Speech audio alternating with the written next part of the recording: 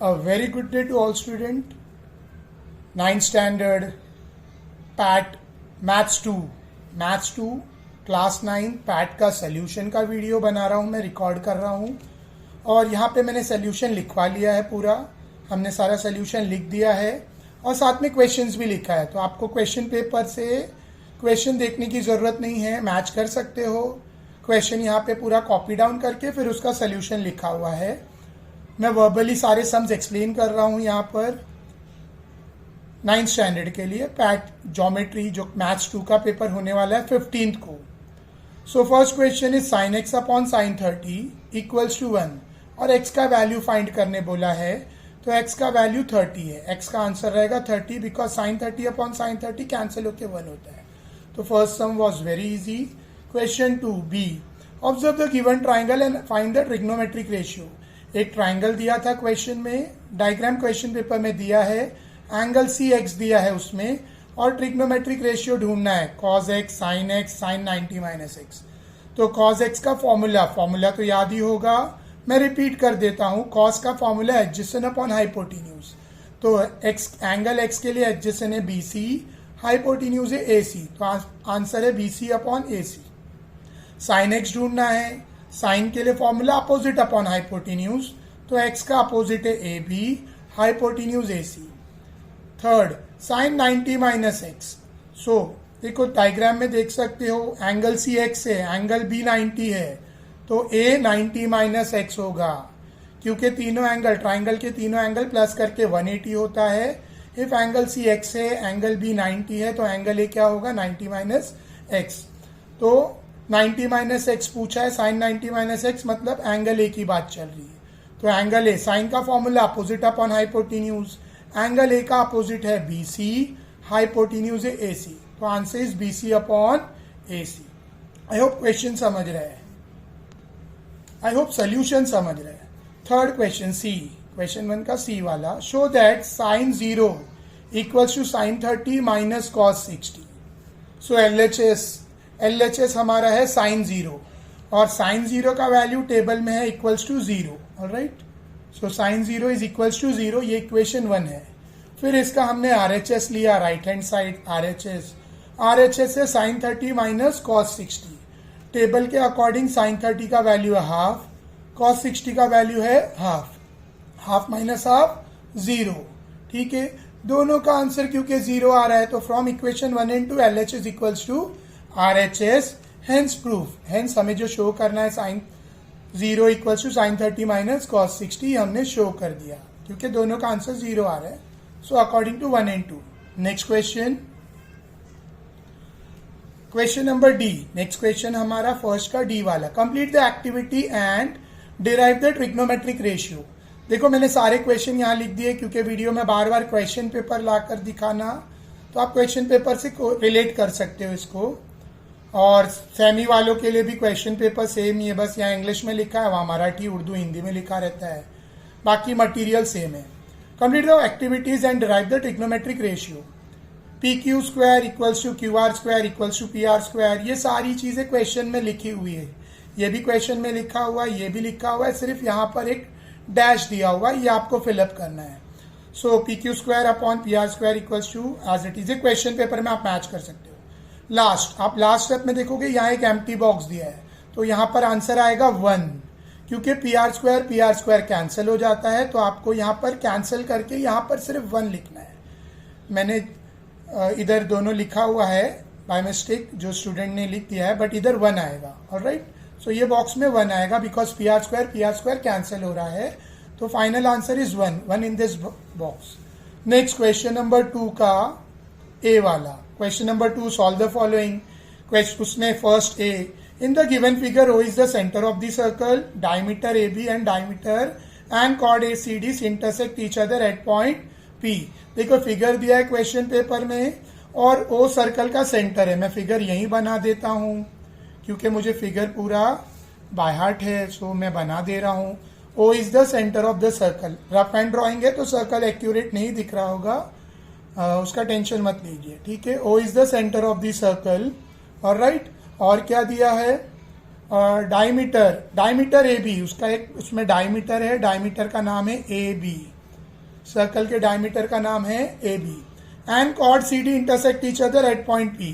Diameter और chord दोनों intersect कर, एक कॉर्ड है C D, both are intersecting each other at point P. Alright, आगे radius of circle is 15 centimetre. Circle का रेडियस कितना दिया है 15, तो मैं रेडियस बना देता हूं। This radius is 15। Next, and OP is 9 centimetre, और डिस्टेंस ओपी भी दिया है। ओपी कितना दिया, ओपी 9। हमें बोल रहा है find the length of first CP. पहले हमें क्या ढूंढना है, सीपी का लेंथ, ये सीपी ढूंढना है। तो आप पाइथागोरस करके सीपी ढूंढ लोगे इजिली। फिर सीडी ढूंढना है, तो सीपी जो भी आएगा उसको डबल करेंगे तो CD, because perpendicular from the centre of the circle to the chord bisect the chord, तो सीपी का डबल सीबी। और फिर ए बी ढूंढना है। ए बी ढूंढना बहुत इजी है। रेडियस जब 15 दिया है तो ए बी 15 है। आपको रेडियस 15 दिया है, मीन्स एओ, सॉरी एओ क्या है 15 है, तो ए बी ढूंढना बड़ा आसान है। A B double of AO, diameter radius का डबल होता है। ये जो रेडियस है इसका डबल डायमीटर, रेडियस 15 है तो डायमीटर 30। मैंने इसका सोल्यूशन किया है, सोल्यूशन भी दिखा रहा हूं, बट ओरली सम बताया मैंने अभी। सो इसका सोल्यूशन यहां से है। डायमीटर बना, सर्कल यहां बना हुआ है, रेडियस आर 15 दिया है, ओपी 9 सेंटीमीटर दिया है, सो ओसी इज द रेडियस 15 दिया है, ओपी 9 दिया है। तो इन ट्राइंगल, हम ये ट्राइंगल में, इन ट्राइंगल सीओपी हम पाइथागोरस करके हमने पाइथागोरस थ्योरम करके हमने सीपी ढूंढा, 12 आ रहा है। ऑलराइट, तो पाइथागोरस थ्योरम भी बता देते। Hypotenuse square CO square equals to OP square plus CP square, so 15 square equals to 9 square plus CP square, 225 equals to 81, 9 का square 81, 15 square 220 equals to CP square. 81 jump होकर left side पे जाकर minus होगा, plus 81, 225 जाकर minus हुआ, 225 minus 81 is 144, और 144 का root है 12। ऑलराइट, सो सीपी हमें 12 मिल गया, सीपी हमें 12 मिल गया। डायग्राम में मैं लिख देता हूं, हमें सीपी 12 मिला। अभी हमें सीडी ढूंढना है, तो सीडी 12 का डबल यानी 24 होगा। So CD equals to double of CP, CD equals to 2 into 12, 2 12 24, so CD 24। Alright, यहाँ रीजन याद से लिखना है वरना हाफ मार्क्स डिडक्ट होगा। रीजन बड़ा सिंपल है, perpendicular from centre of circle to chord bisect the chord, to chord bisect the chord. मैंने थोड़ा फास्ट में लिखा है, राइटिंग बहुत गंदी है, बट अंडरस्टैंडिंग करके लो, ठीक है। Perpendicular drawn from the centre of the circle to the chord bisect the chord. Alright, last हमें ढूंढना था A B, so A B equals to double of AO, radius का डबल, रेडियस एओ रेडियस है वो 15 है, तो 15 का double, 15 2 30, so A B भी मिल गया 30। इसके साथ ये क्वेश्चन कंप्लीट हुआ। नेक्स्ट है क्वेश्चन सेकंड का बी वाला। देखो, वीडियो को ज्यादा से ज्यादा शेयर करो ताकि सारे स्टूडेंट्स को फायदा हो। In the given figure O is the centre of the circle of two concentric circle. Concentric मतलब कॉमन सेंटर वाले सर्कल को कॉन्सेंट्रिक सर्कल कहते हैं, जो सर्कल का सेंटर कॉमन हो। Intersect the smaller concentric circle and chord AB of bigger circle intersect the smaller circle at B and C। बड़े circle का chord है AD और वो छोटे सर्कल को इंटरसेक्ट कर रहा है at BC। आगे, then write the following, then which of the following is correct, write the answer in box। तो 4 कंडीशन इन्होंने दी है और 4 में से करेक्ट कौन सा ये बताना है और बॉक्स में लिखना आंसर। चारों कंडीशन रॉन्ग है। क्वेश्चन पेपर में जो चारों कंडीशन दी है उसमें से कोई भी करेक्ट नहीं है। मुझे लग रहा है फर्स्ट कंडीशन में प्रिंटिंग मिस्टेक है, A B equals to C D होगा। ए बी इक्वल्स टू, अगर A B equals to C D लिखा है जो मैंने यहाँ लिखा है तो ये करेक्ट कंडीशन होगा और ये बॉक्स में आएगा। अदरवाइज चारों में से कोई भी कंडीशन करेक्ट नहीं है।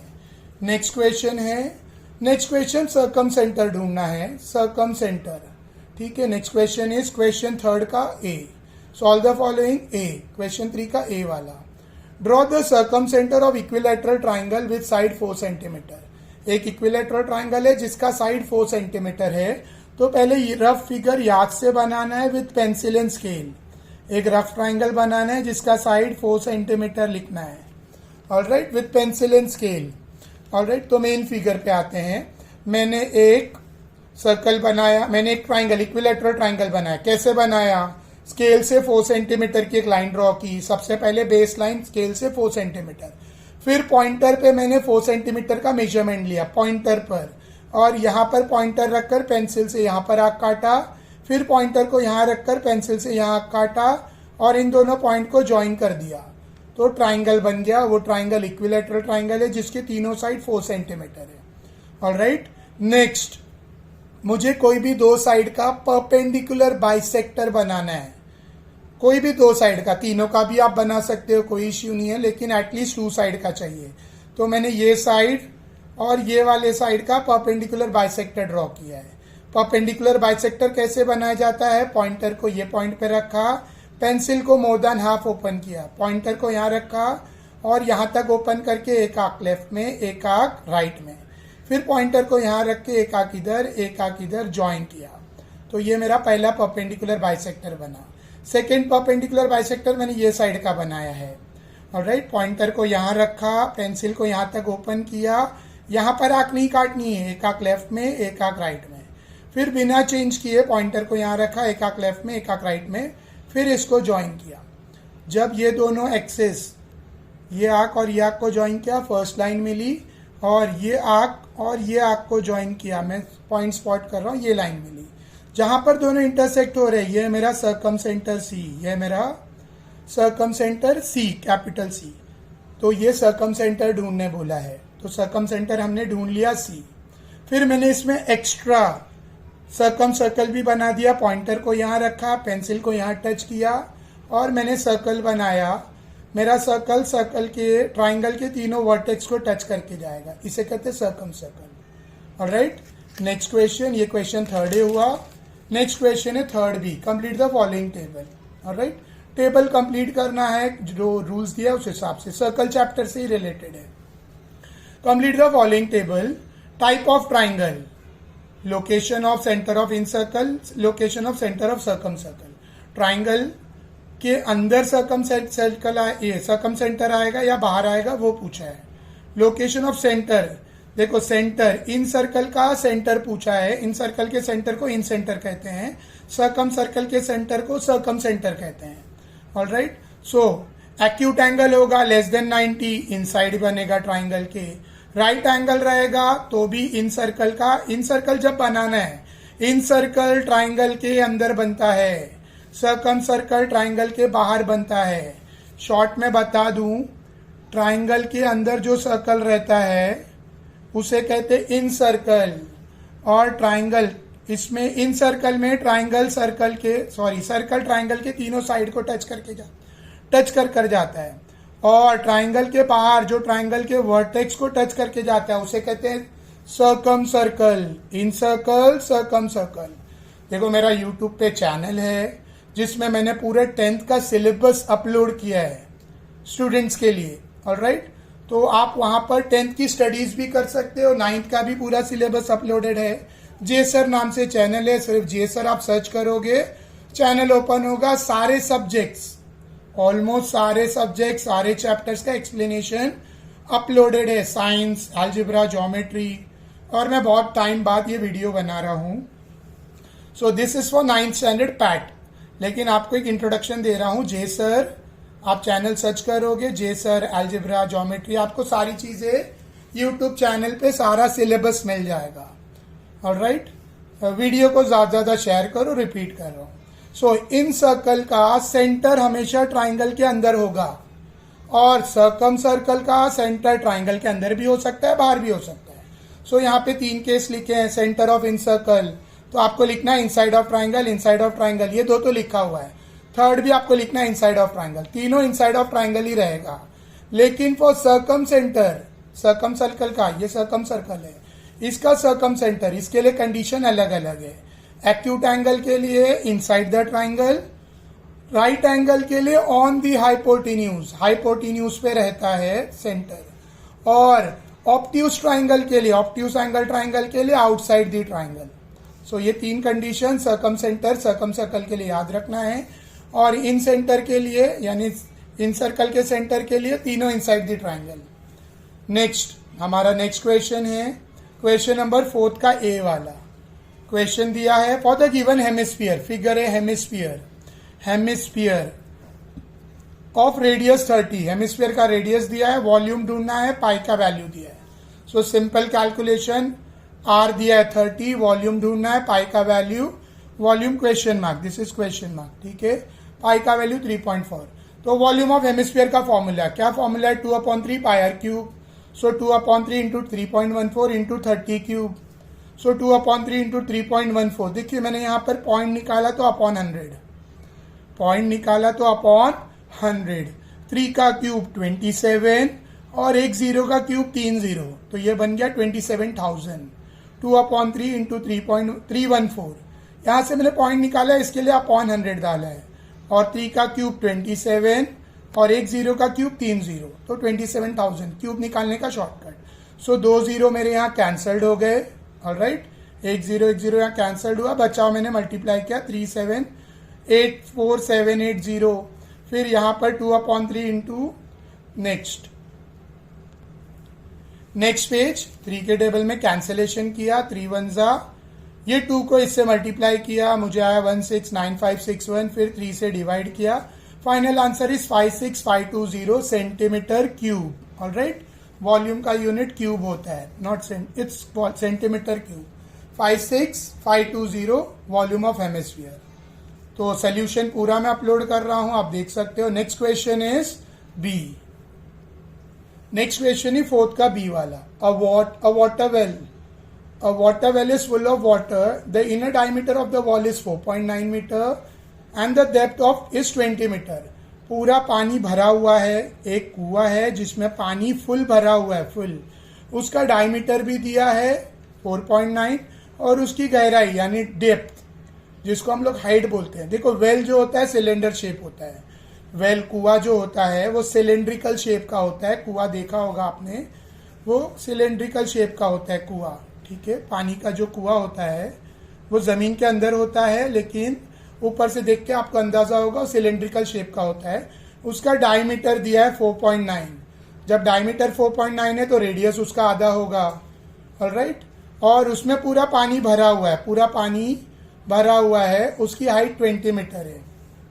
सो सिलेंडर वेल सिलेंड्रिकल शेप का होता है, डायमीटर 4.9, तो रेडियस उसका हाफ ऑफ 4.9, ऑलराइट, तो उसका हाफ आप भी निकाल सकते हो या इसको ऐसा भी लिख सकते हैं 4.9/2, ऑलराइट। नेक्स्ट अब मैं उसका वॉल्यूम ढूंढ रहा हूँ। वेल का रेडियस हम लोग यहाँ पे 2.45 है, हाइट 20 मीटर है। ये जो हम अभी जो वॉल्यूम निकाल रहे हैं ये वेल फुल ऑफ वाटर है, फुल ऑफ वाटर, तो हम लोग फुल वेल का, वेल फुल ऑफ वाटर, पूरे पानी के साथ जो भरा हुआ वेल है उसका हम वॉल्यूम ढूंढेंगे। So volume is next, volume of well is pi are square h, alright, formula है पाई आर स्क्वायर एच। इसमें मैं पाई का वैल्यू नहीं डाल रहा हूं, एल का बाद में पुट करूंगा, अभी सब्स्टिट्यूट नहीं कर रहा हूं, सिर्फ एच का वैल्यू, एच का वैल्यू है 20। So 20 pi are square volume of well मिला मुझे, volume of well with water, full water, alright, ये वेल का वॉल्यूम है, पानी जब फुल भरा हुआ है। Next remaining water. अब इधर क्वेश्चन एक बार आपको बता दूं, यहां पे लिखा है कुएं में से पानी खाली किया गया, आफ्टर यूजिंग सम वाटर, कुएं में से कुछ पानी यूज किया गया, the remaining water level is 12 metre, तो बचा हुआ पानी 12 मीटर हाइट पे बचा। कुएं में फुल पानी था, कुछ पानी यूज किया गया, तो अब जो बचा हुआ पानी है कुएं में वो 12 मीटर हाइट पर है, वो 12 मीटर की हाइट पर है। तो अब ये जो पानी बचा हुआ है इसका वॉल्यूम, इसके लिए हाइट क्या ली जाएगी, 12 मीटर, इसके लिए हाइट कंसीडर की जाएगी 12 मीटर, ऑलराइट। देन थोड़ा सा एच, इसमें एच लिया जाएगा 12 मीटर, ऑलराइट, और रेडियस, मतलब रेडियस तो सेम ही रहेगा 4.9/2। तो सेकेंड पार्ट, सम का सेकेंड पार्ट, रिमेनिंग वाटर के लिए हाइट है 12 मीटर और रेडियस है 2.45 या 4.9/2 ले सकते हैं। So volume of remaining water, volume of this is remaining water, remaining water, volume of remaining water, formula same है पाई आर स्क्वायर एच, क्योंकि सिलेंड्रिकल शेप है वाटर का, वाटर वेल के अंदर है तो वाटर का शेप सिलेंडर है। सो इधर भी मैं पाई आर का वैल्यू नहीं डाल रहा हूं, पाई आर स्क्वायर का सिर्फ 12 पुट किया, हाइट, तो 12r²। क्यों नहीं डाला है? कैलकुलेशन इजी करने के लिए। Next, volume of water used का formula volume of water, volume of well full of water minus volume of remaining water. Volume of full water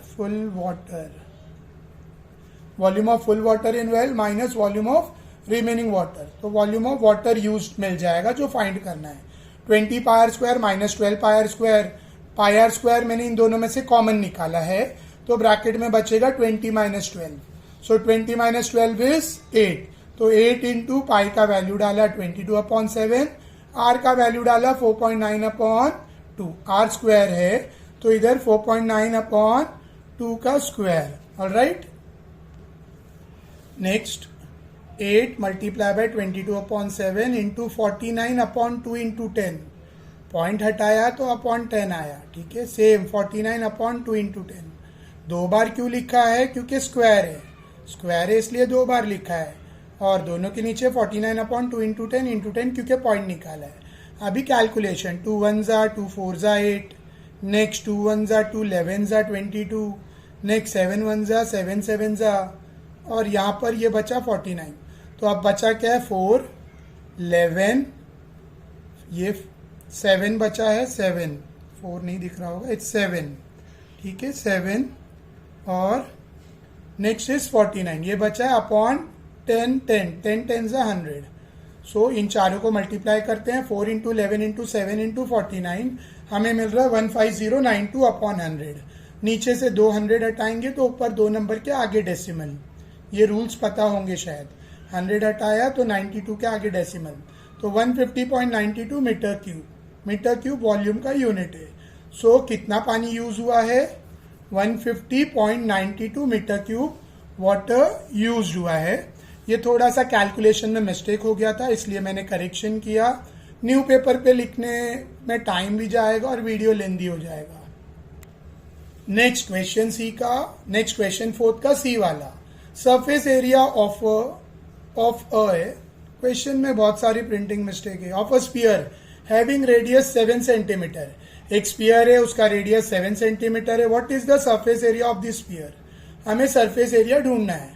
sphere है और उसका रेडियस दिया है 7 और हमें उसका सरफेस एरिया ढूंढना है। और 4 ऑप्शन दिए हैं आंसर में, 308, 316, 608, 616। तो इसका आंसर हमने कैलकुलेट किया है, वो है 616 centimetre cube. Surface area of sphere का फॉर्मूला 4πr²। तो वो फॉर्मूले से हमने इसको कैलकुलेट किया है, 4πr²। सिंपल सा फॉर्मूले से आप कैलकुलेट कर सकते हो। आर का वैल्यू 7 दिया है। सो इसके साथ ये पेपर कंप्लीट हुआ, लेकिन पेपर के बाद रिटर्न टेस्ट करके दिया हुआ है, वो भी हमने सॉल्व किया। ऑलमोस्ट एमसीक्यूज टाइप क्वेश्चन है। Solve the following. देखो वापस बोल रहा हूँ, वीडियो ज्यादा से ज्यादा शेयर करो, अब भी शेयर कर दो, लाइक करो। कुछ डाउट्स है कमेंट्स करो, मैं उसको करेक्शन हो सकता है, वी आर ह्यूमन बीइंग, हमसे कुछ मिस्टेक हुई हो कमेंट में बता दो। सो क्वेश्चन फर्स्ट, ये रिटर्न टेस्ट अलग से क्वेश्चन पेपर में दिया है, उसको सॉल्व कर रहे हैं। पेरीमीटर ऑफ स्क्वायर 48 दिया है, 48 centimetre. Find the length of the diagonal. Square का पेरीमीटर दिया है 48, perimeter sum of all side, और डायगोनल ढूंढना है। पेरीमीटर 4s होता है तो साइड रहेगा 12, लेकिन हमें डायगोनल ढूंढना है। 4 ऑप्शन दिया है, 48, 48√2, 12 और 12√2। तो आंसर है 12√2। पाइथागोरस थ्योरम से आप इजिली ढूंढ सकते हो। So first question MCQ type. Second question, question B, read the given statement and hence identify the type of quadrilateral. Question read करके आपको पहचानना है कौन सा क्वाड्रिलैटरल है। First, the opposite sides are parallel and congruent. जो quadrilateral के opposite parallel और कॉन्ग्रुएंट हो वो पैरेललोग्राम होता है। नेक्स्ट, डायगोनल और कॉन्ग्रुएंट। जिस फिगर में डायगोनल कॉन्ग्रुएंट होते हैं वो रेक्टेंगल होता है। जो क्वाड्रिलैटरल में डायगोनल कॉन्ग्रुएंट हो वो रेक्टेंगल होता है। नेक्स्ट क्वेश्चन सी,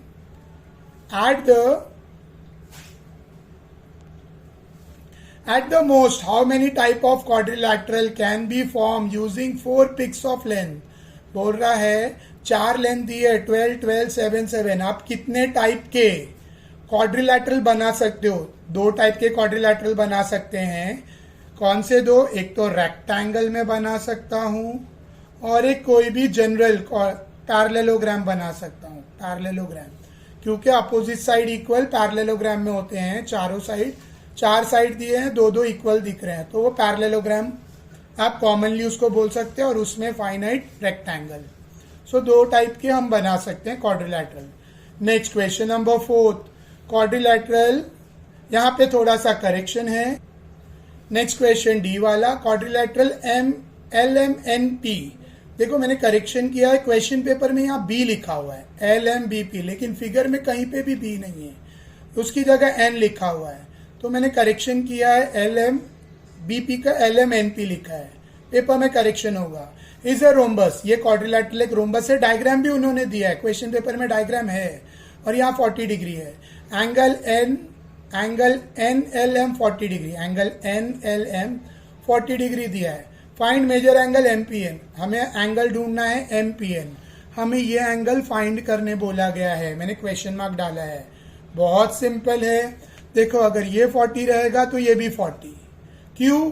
क्योंकि diagonal of rhombus bisect the angle, तो यहाँ पे लिखा angle NLP equals to angle NLM equals to 40, angle NLP दिख रहा है आपको, angle NLP equals to NLM दिया 40, तो NLP भी कितना रहेगा 40, क्यों ये भी 40 रहेगा? क्योंकि diagonal bisect the angle, alright, तो 40 और 40 प्लस 40 80, यानी पूरा एंगल MLP कितना रहेगा 40 प्लस 40 इट्स 80, तो ये एंगल पूरा 80 मिल गया।